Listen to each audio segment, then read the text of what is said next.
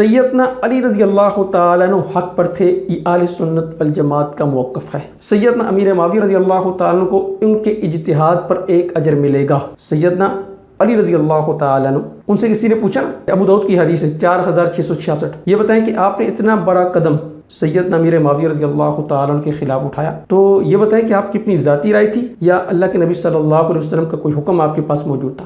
کہنے کہ میری ذاتی رائے ہے۔ انہوں نے یہ تو نہیں کہا جی میرے ساتھ عمار ہے، اور عمار کے بارے میں اللہ کے نبی نے فرمایا کہ تقتلہ فئۃ الباغیہ، اس کو باغی جماعت قتل کرے گی، یہ میرے ساتھ ہیں، وہ اس کو قتل کریں گے، وہ باغی ہو گئے۔ نہ محمد بن مسلمہ نے یہ حدیث پیش کی کہ بھائی عمار سیدنا علی کے ساتھ ہے تو میں ان کا ساتھ دے دوں۔